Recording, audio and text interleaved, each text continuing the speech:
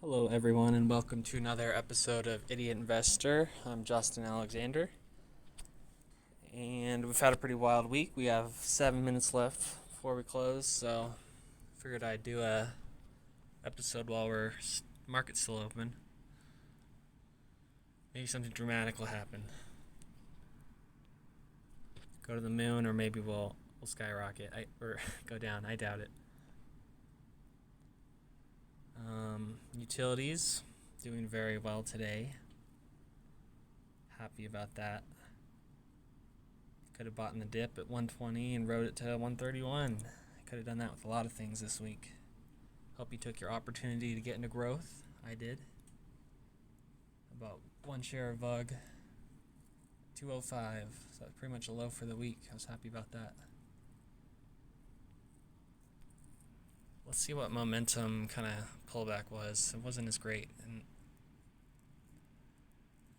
if you wanted to get in, it probably was a good time. Could have gotten in at 135. I'm really looking at momentum at 130. And obviously, 120 is better. That's where I put my original position in.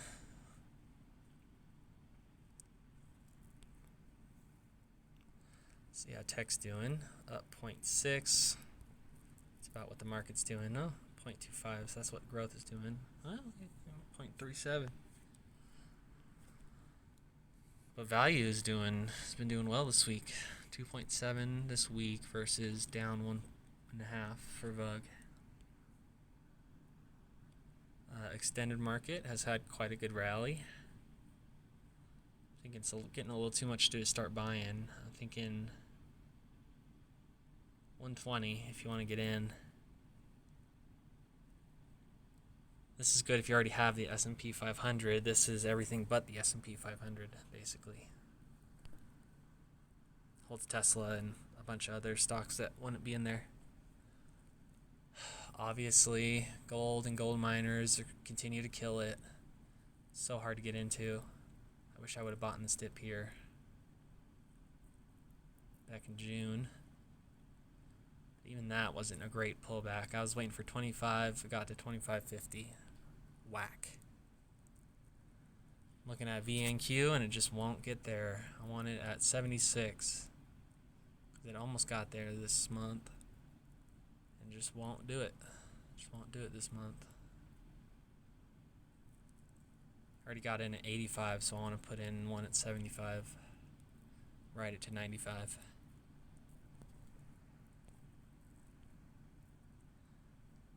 Financials not doing so good, but still above where I bought, around 57 and lower. Healthcare is taking off today. It's getting new highs. That one has been hard to get into too because it went down then right back up to its high. I'd rather be buying at 175. Now it's 200. Didn't even get there for the last 3 months. So that's tough to get into. If we get a chance, if it goes down to 185, 180, I say buy. Get in there. VIX is going down. Makes sense. Stock's going up. Dominion recovered pretty well from that big fall they had. 71.50 to 78.50. That's good. Waiting on MasterCard to go lower. I'm thinking 283 if I'm looking at that high, the old high. I think that'll be good support.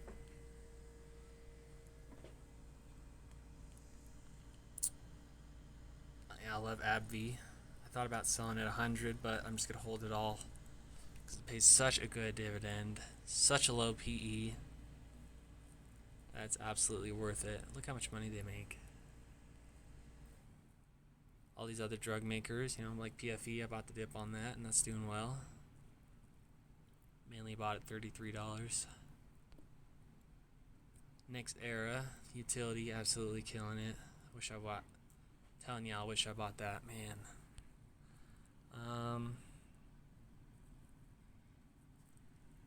Brookfield Renewable, I tried getting into, and that one's just skyrocketing. I was looking at it. It's $47. I finally bought AMD after fucking a year, and it goes up 60%. But I'm finally in there. I'm in there, dog.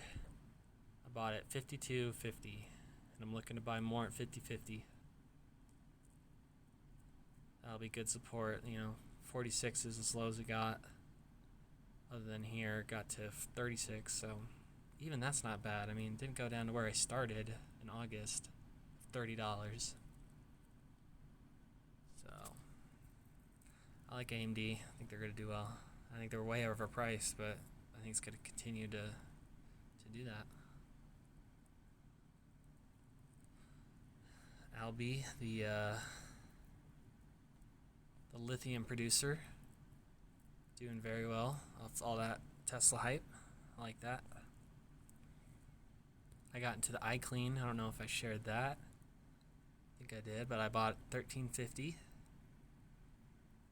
Not as good as it could have been, but it was good. I got in. I'm really looking to buy more around $12.50, maybe $13. But for now, I'm just going to let this ride, and if it goes to all-time highs, then great. It's going to run. Just like TAN. If you look at TAN, I think because it holds Tesla, iClean doesn't. It's just been skyrocketing 53% over the last 3 months, above its all-time highs. So that's what I suspect iClean is going to do real soon. That's the idea. We got 1 minute left. It's like we peaked, but we're still not, down. So that's good. We're up for the week. Slight gains. Gotta take it. Gotta love it. I'm ready for the stock market to go up again. It feels great being cool with the stock market going down, because you're actually hoping for that shit. I want better prices. I'm looking for the long term. I want better deals. I want to be buying VU at $250, $230, not $295, approaching all-time highs. That doesn't feel as good because our economy's in shambles compared to where it was. Let's see, $295 back in December. I mean, we had the December pump and everything. Stocks were going up. We're on a 10-year bull run.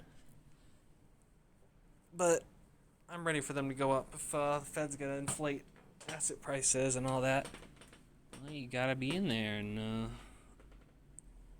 you want your money to grow. And I want some of those stinky companies that I own to go up and finally be worth something. Goddamn, some companies are down. Carnival 60, Airbus down 60. Some of the oil people are down 30, financials down 30. So, once those go back to normal, I'll have a pretty decent portfolio. Right now, I'm still down a little bit on the individual account. I'm up, doing very well on the retirement account. Retirement's pretty much all ETFs, so it really shows that how valuable and how important those are, and really how much better that is than trying to beat the market yourself. Somebody said during 2017, when we just only went up, we didn't have a single down 5% week or day or event. Stocks only went up. And if you didn't have Apple and Microsoft and Boeing and pretty much all the FANG stocks, then you underperformed the market. And that pretty much continues now. And someone said the more you pay, the more you get. And that's kind of what's happening. The mega caps, the giant Facebooks and Microsofts and Apple, they're really driving the market and driving the returns as well.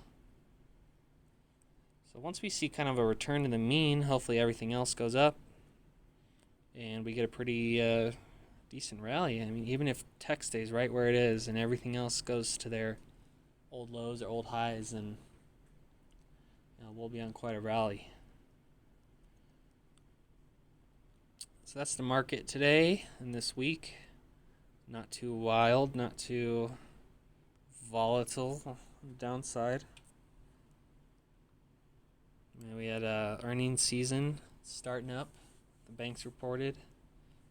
A lot of them are doing good. Morgan Stanley doing good off trading costs, and JP Morgan as well. Not so much. They're setting aside money, but yeah, I'm looking to get into some growth in tech names, but I couldn't quite do it. Didn't go low enough. I'm looking at Broadcom, AVGO for 300 flat. Hasn't touched that since June. Everything else has been 303. So I'd like to get that, because even at $300, they're still paying a 4% dividend. That's wild. Even if they doubled to $600, they'd still be paying 2% dividend. So I think that's a good, worthwhile company. Let's see what the PE's. 56 for AVGO, 76 for NVIDIA, and it's paying a much better dividend. So that's why I like that one. I like the ones that pay dividends. I like AMD and NVIDIA. I wish I had those. I do have AMD now, and the gold miners are doing really well. The Chinese stocks are doing pretty well too. Very volatile. I just don't trust it right now. Especially because Chinese stocks might get delisted, and U.S.-China tensions and all that. If I never have to hear the word trade war again, I'll be a happy man. That plagued me all through my starting investing from August to coronavirus. That's all that was in the news. That was all that was pushing the stocks, and now it's all coronavirus and real news. Anyway, thanks for watching. That's my little update. Happy with how things are going. Hope you guys are too. Have a great weekend, and I'll see you next time. Bye-bye.